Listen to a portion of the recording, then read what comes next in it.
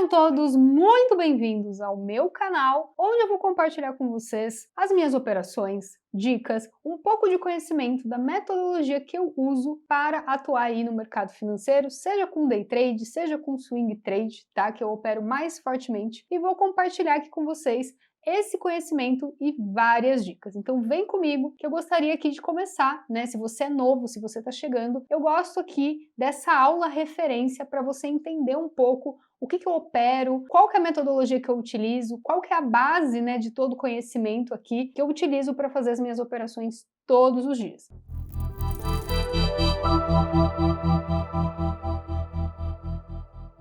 Então, mas antes de mais nada, deixa eu me apresentar. Eu sou a Ariane Campolin, eu sou formada em Física Médica pela Unesp, sou trader profissional há 4, 5 anos, influencer da XP Investimentos, onde eu ajudo ali o pessoal da XP a criar conteúdo sobre day trade, sobre swing trade, compartilho também a minha carteira de longo prazo, que eu também vou mostrar aqui para vocês. Se você caiu aqui e não me segue ainda nas outras redes sociais, já aproveita e me segue aí, Ariane Campolin. O que você opera no mercado financeiro? Eu opero barras elefantes. Então, vocês, de 10 palavras que eu falo, tá? 20 são barras elefantes. Por quê? A barra elefante ela é a base, né, da metodologia que eu utilizo para fazer as minhas operações no mercado. Então, vamos entender um pouquinho o que são as barras elefantes, né? Antes de você assistir qualquer outro vídeo aqui do meu canal, assista esse e vamos entender um pouquinho, então, por que a barra elefante é importante e é a base de tudo que eu faço ali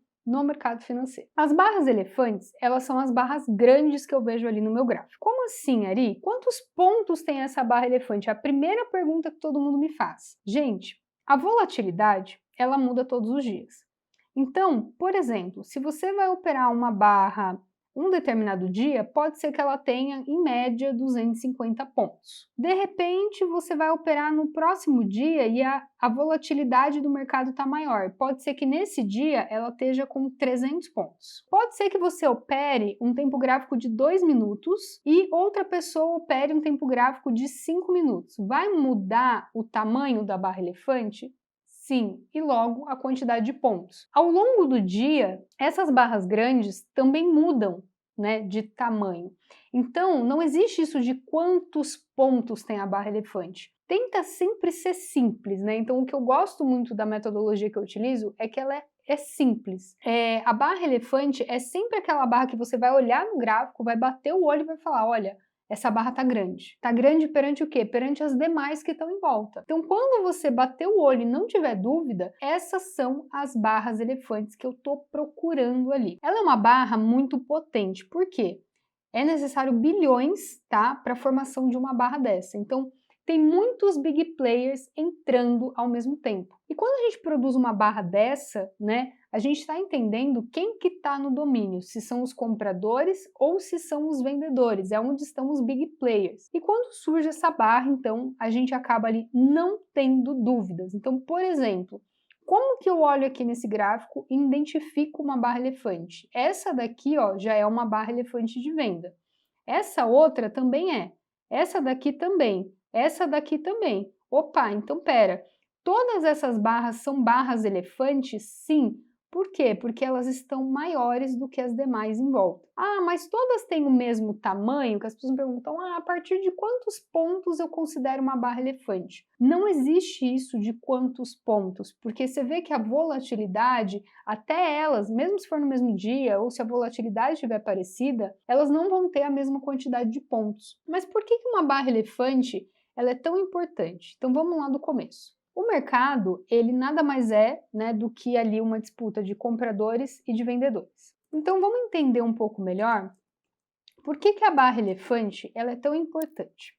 O mercado é formado, né, por gente querendo comprar, levar o preço para cima, e gente querendo vender, levar o preço para baixo, certo? Ah, então isso é o mercado? Isso é o mercado. Como que eu sei se o mercado tem chance, tem probabilidade de subir ou de cair? E aí que entra, né, que fica a gente comprando, gente vendendo, gente negociando em vários preços ali, e aí a gente tem a formação da barra. Então o que a barra, né, o candle, ele traduz pra gente? Quando a gente vê uma barra aqui, ó, verdinha, o que ela está dizendo? Ó, aqui a gente teve mais gente comprando, então saiu desse patamar de preço e chegou lá em cima. Quanto mais gente comprando, certo? Mais o preço vai subindo. Ah, vamos lá, o que acontece quando você vai no supermercado e ninguém começa a comprar? O que o supermercado faz? Promoção. Por quê? Porque ele precisa vender. Ah, isso daqui está vendendo bem, tem pouco. O que acontece? O preço sobe. Ah, então esse é o princípio do mercado? Sim. E é isso que a gente enxerga ali quando a gente olha para os candles, tá? Ah, então bacana. Então o mercado é isso, gente comprando, gente vendendo, e quando a gente olha para a barra, ela é uma barra verde. Se ela for uma barra verde grande, o que significa? Tem muita gente querendo comprar. Então se tem muita gente querendo comprar e mesmo o preço subindo continua comprando, quer dizer o quê? Que o time dos compradores tem mais força, tem mais potência. Por quê? Porque se o time vendedor tivesse mais potência ali, o comprador não estava conseguindo subir com o preço. E aí, eu gosto muito de fazer uma analogia que a gente simplesmente fica vendo quem tem mais força, para que lado que o mercado vai. E a gente quer sempre estar do lado do time que tem mais força. Então é para isso que a gente fica procurando a barra elefante, a barra grande. E aí, para mim, o mercado ele se resume assim. Lembra do cabo de guerra? Então, putz, você tem uma brincadeira, que você tem lá o meio, aí você tem lá o time comprador, fica de um lado, e você tem o time vendedor que fica do outro. E aí fica acontecendo uma disputa. Aí vamos supor que você escolheu lá o seu tempo gráfico de 5 minutos para operar. Então começou a disputa. Depois de 5 minutos, você vai fazer o quê? Você vai lá e você vai tirar uma foto daquele instante. Porque quando o mercado, o candle, ele não fica oscilando, ele fica lá em formação. Aí de repente você está operando um gráfico de 5 minutos, aí ele fecha. Quando ele fecha, você vai analisar aquele candle. O que você precisa entender? Você tirou uma foto daquele instante para entender o que está acontecendo a cada 5 minutos. E a cada 5 minutos pode mudar completamente a situação. Então começou aqui, né? Ficou lá, vai para cá, vai para lá no cabo de guerra. Aí de repente você foi lá e tirou uma foto e a foto ficou assim. Quando você vê isso daqui, né, durante a disputa, se o time comprador está puxando mais, você entende o quê? Ah, o time dos compradores tem mais força, ele está movimentando mais. Ah, então tem mais chance de que ele ganhe a competição. Aí você vai lá, passa mais 5 minutos. Aí você vai lá, continua a disputa e você vai lá e tira outra foto. Tira outra foto do mercado. Opa, pera lá. O time dos comprados continua aqui puxando, então opa, o que você entende se você tivesse que perguntar qual a probabilidade de um dos times ganhar? Você vai falar, o time dos compradores, ó, tem 10 minutos que ele está com muito mais força e está puxando mais. Ah, então é isso que a gente faz no mercado? Geralmente o pessoal, entrou força compradora, entrou força vendedora, e a gente que vê o gráfico, né, quem opera tape reading, a gente que olha para o gráfico está olhando o quê? Você está procurando essas barras elefantes, as barras grandes. Então, quando o mercado produz, né, o time dos comprados produz esse deslocamento, ele está produzindo o que aqui? Uma barra grande. Ah, então isso é a barra elefante? Então, no primeiro 5 minutos aconteceu isso. E no segundo? Ele já tinha puxado isso, não tinha? Ah, e aí o que aconteceu? Ele puxou mais um pouquinho, ele produziu outra barra. Como que eu traduzo isso aqui, nesses 10 minutos de mercado, para as barras que eu estou olhando no gráfico? Resume assim, ó, começou a competição, o preço subiu, produziu uma barra elefante. Não foi o que ele fez aqui, nesses primeiros 5 minutos aqui? Ele produziu uma barra elefante. E depois, nesse outros 5 minutos aqui? Ele produziu outra barrinha de alta, porque ele deslocou mais. Então pera. Quando eu olho para isso aqui no gráfico, eu estou entendendo o quê? O time comprador tem mais força. Se ele tem mais força, existe grande chance o quê? Do mercado continuar subindo. Porque enquanto os compradores estão no controle, o preço está o quê? Subindo. E quando é a situação oposta? E quando os vendedores estão no controle? O preço vai caindo. Bacana. Mas por que eu preciso da barra grande? Por que tem que ser essa barra elefante aí que você está falando? Não entendo por que tem que ser isso. Simples, porque ó, veja só. A gente não teve um grande deslocamento na disputa? Se você, em vez de ter isso, se acontecesse isso aqui, ó, no primeiros 5 minutos que a gente tem, acontecesse exatamente isso aqui, ó. Aqui você tem os compradores e aqui você vai lá e tem os vendedores. Ari, o time dos compradores deslocou um pouquinho. Mas espera lá. Aí você vai lá mais 5 minutos. Aí vai lá, agora e fica assim a foto. Aí você olha aqui, tem um pouquinho de vermelhinho. Tem um pouquinho aqui. Vendedores, compradores. Se eu perguntar para você, quem tem chance de ganhar isso aqui? Os compradores de levar o preço para cima ou os vendedores de levar para baixo? Você percebe que você não tem clareza de quem tem mais força? Ah, o verdinho deslocou um pouquinho, aí depois veio o vermelho e deslocou mais uma, tá, deslocou um pouquinho mais, mas ele está demonstrando que ele tem uma força dominante? Não, ele deslocou só um pouquinho mais, mas não foi tanto. É diferente quando você tem isso aqui, ó. Se você tivesse isso aqui, você olha e fala assim, opa, pera lá, o time dos vendedores está realmente com a força. Ah, então ele tem chance de ganhar. Então eu procuro a barra grande no gráfico, por quê? A barra grande ela vai demonstrar força, quem está com o controle da situação. E logo, quem tem probabilidade de levar o preço para determinada direção. Quando você vai avaliar barrinhas muito pequenas assim, como que eu traduzo esses 10 minutos aqui de mercado? O mercado subiu um pouquinho, uma barrinha, e aí ele desceu um pouquinho aqui. Tá, isso aqui diz alguma coisa para mim? O preço variou pouco, eu não tenho como saber quem realmente tem chance de ganhar. Então, a barra pequena, ela não me dá informação suficiente para que eu consiga entender quem está no controle, se entrou uma força compradora, uma força vendedora, e se realmente ali eu vou conseguir entrar numa operação que tem chance de desenvolver uma tendência na direção que eu espero. Por isso que as barras elefantes são tão importantes, porque de fato são elas que movimentam o mercado. As barras pequenas que eu vejo ali, de fato elas são ruídos. Como assim? Olha bem para isso. Aqui você tem uma força de venda, concorda? Tudo isso aqui é ruído, ó. Percebe? Que a barra pequena não diz para mim. Ó, o que aconteceu? A barra grande disse, ó, o time vermelho é quem está no controle, ele está levando o preço para baixo.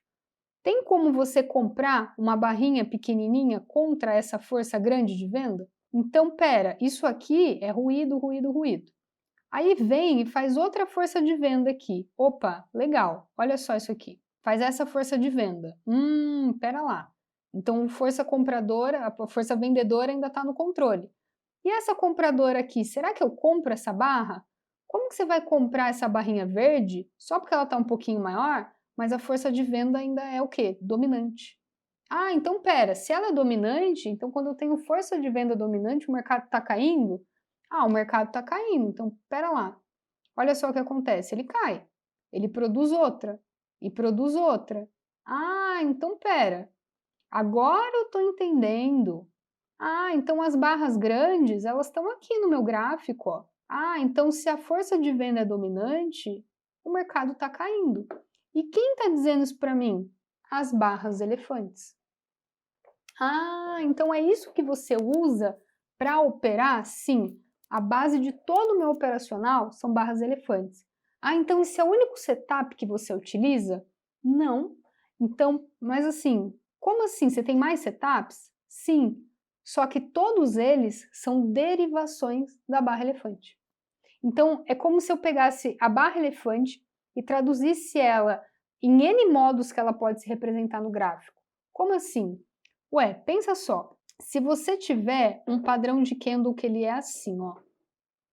Olha para isso aqui. Ele fecha assim. Você vai olhar assim e falar, ué, mas o que aconteceu aqui nesse candle? Esse candle é um candle de compra? Como que funciona isso? No momento que ele estava oscilando, quando ele desceu esse pavio, isso aqui foi uma barra elefante de venda. Ah, um pavio grande? Gente, primeira coisa, a barra elefante ela é uma barra grande. Lembra que eu falei aqueles candles que saltam os olhos?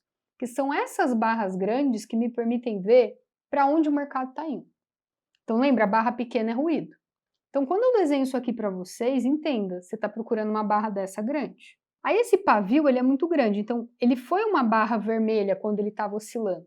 Aí daqui a pouco ele vem e faz o quê? Ele faz uma verde, porque tudo que ele desceu, o verde fez subir. Por isso que fica aquele pavio que a gente vê, tá? Fica esse pavio aqui. E aí, além dele pegar e fazer esse pavio aqui, tá? O que aconteceu? Ele ainda foi lá e fechou o quê? Fechou um pouco acima. Como que traduz isso, né? Quem é a força dominante? O time comprador, concorda? Porque tudo que o vermelho andou o verde anulou. Como é que seria isso se eu estivesse vendo, sei lá, aquela brincadeira do cabo de guerra? Pera, começou, tinha lá os comprados e tinha lá os vendidos. Legal. Aí nos primeiros 5 minutos lá que eu estava olhando a operação, nossa, nos primeiros 5 minutos aconteceu isso aqui, ó. O time dos vendidos tinha o controle. Nossa, bacana. Nesses 5 minutos, se você olhar o mercado aqui, você vai falar, ah, o time de venda aqui, na verdade, é quem tem o controle. Aí o que aconteceu? Veio lá o time de compra e mudou completamente a situação. Por quê? Tudo que o vermelho andou, ele anulou. Então, opa, ó, 5 minutos, o mercado foi lá, você ficou olhando, aí você tem aqui os comprados e você tem os vendidos, e voltou o quê? Voltou para o 0 a 0. Tudo que ele deslocou aqui, anulou.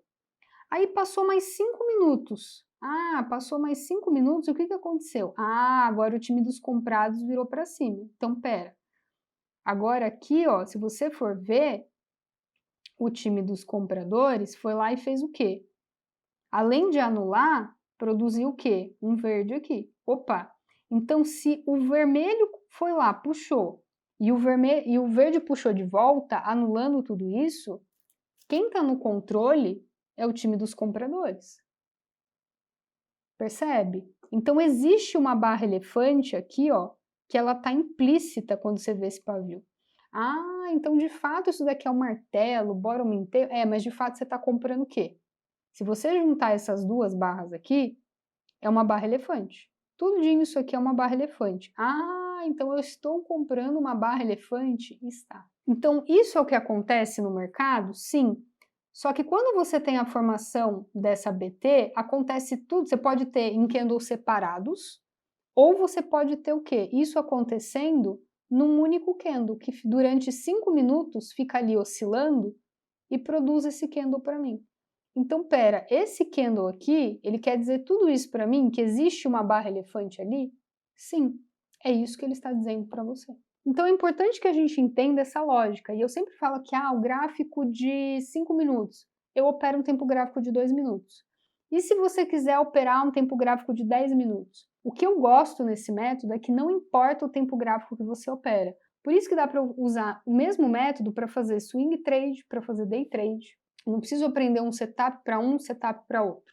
Isso é o que me faz gostar tanto. E aí, eu estou mostrando aqui para vocês um outro setup que a gente executa, que também é uma barra elefante. Então, por isso que eu falo tanto dela, e por isso que, assim, cada 10 palavras, 20 é barra elefante. Porque a todo tempo eu estou buscando essas barras de deslocamento para entender quem tem o controle, para o quê? Para eu ir junto com o time que está ganhando, tá? Então, de fato, é isso que eu executo o tempo todo. Olha só aqui, outro exemplo, né, de uma barra elefante. Tá vendo? Bem bacana.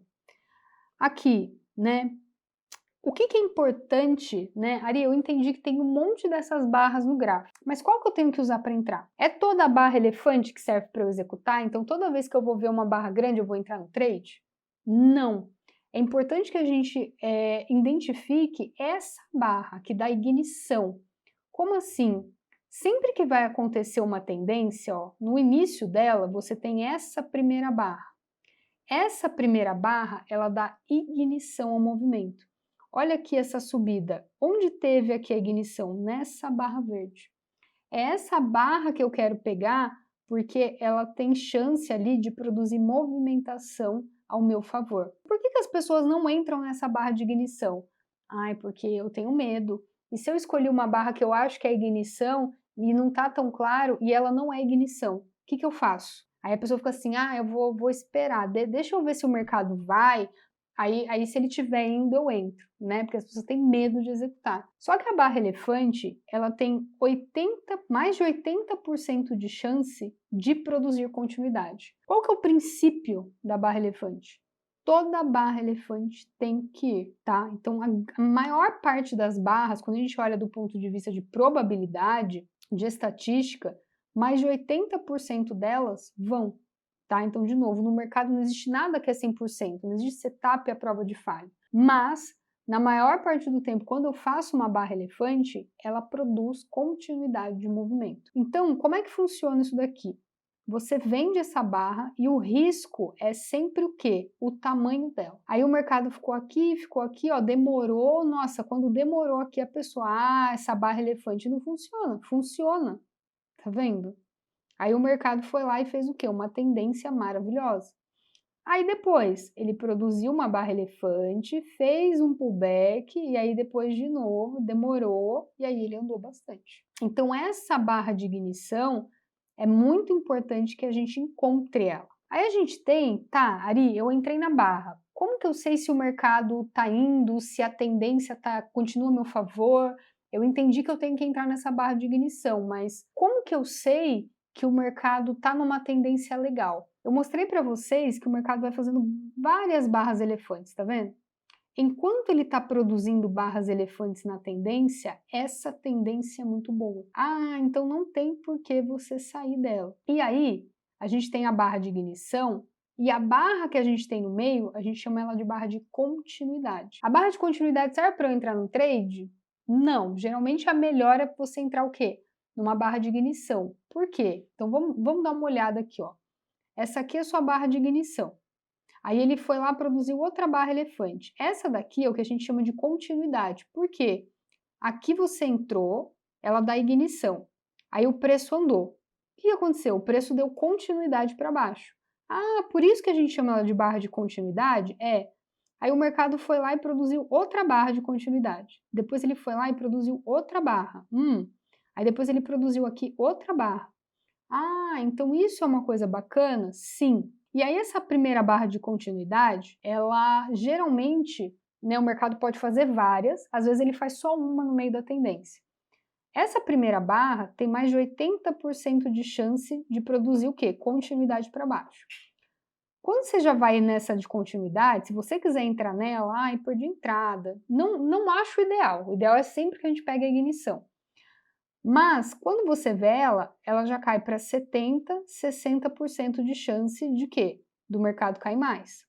Quando você tem outra, o que acontece? Ela tem 60%, 50%, 50%, 40%. Então, quanto mais a tendência vai andando, mais a sua probabilidade vai caindo.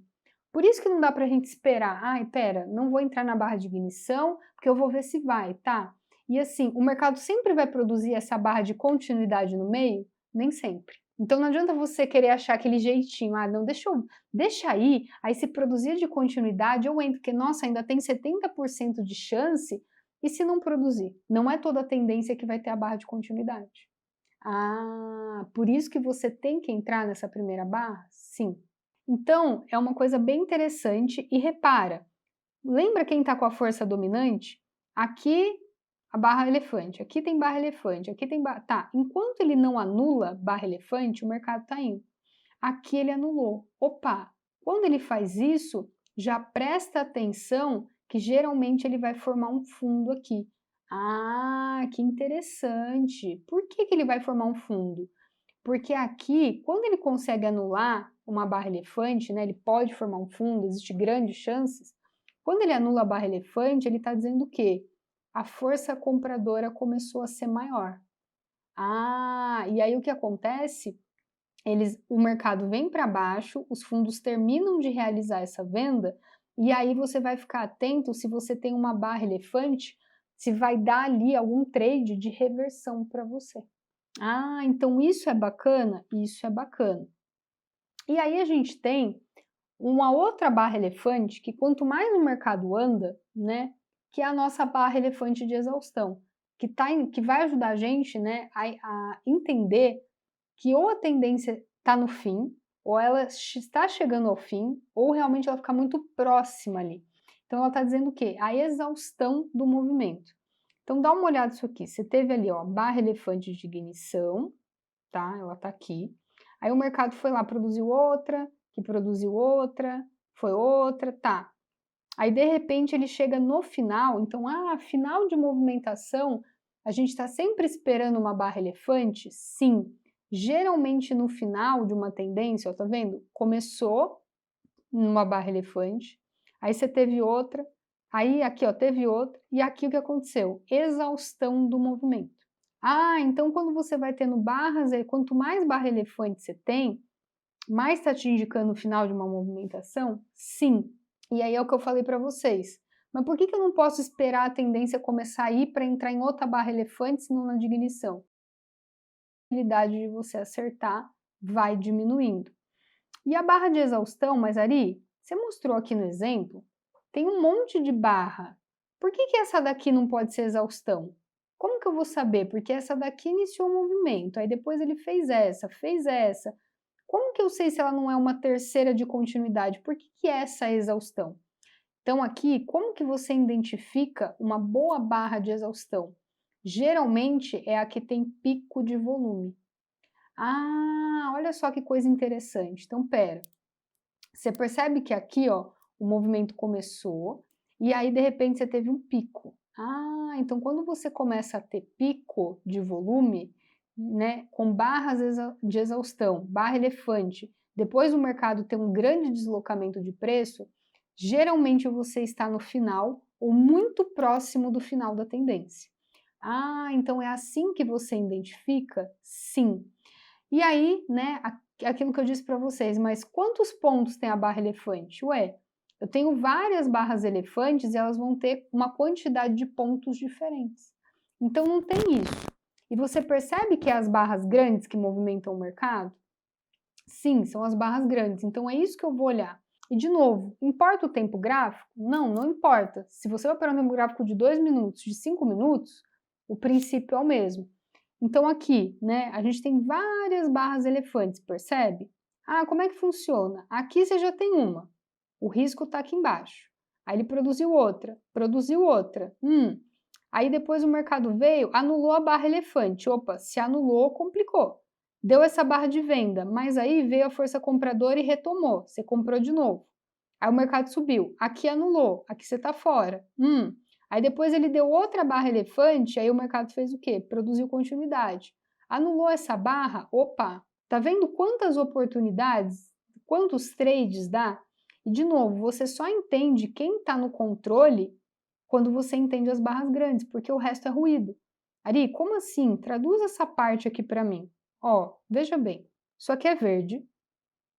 Ari, mas aí você teve esse vermelho.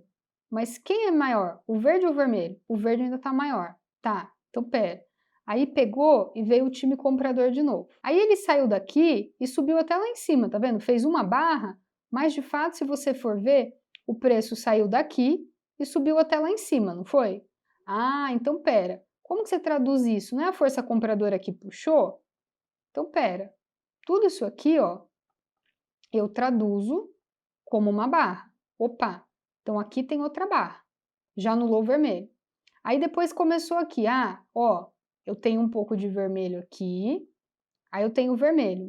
Aí veio o time comprador, fez o quê? Subiu até lá em cima, subiu daqui até lá. Então, pera, o time vermelho, ele tenta respirar para baixo, mas aí já vem um verde que anula. Aí ele respira, aí vem o verde que anula. Aí depois o preço tentou cair, ó. Veio o time vermelho daqui de cima foi até lá embaixo. E aí o que aconteceu? Será que o time comprador anula de novo? Sim. Então, embora o vermelho esteja ali fazendo, repara, toda vez que ele respira, o que acontece? O verde anula.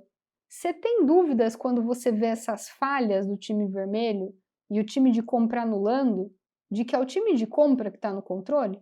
Mas tem muito ruído, tem muito ruído. É só você aprender a olhar de uma forma correta.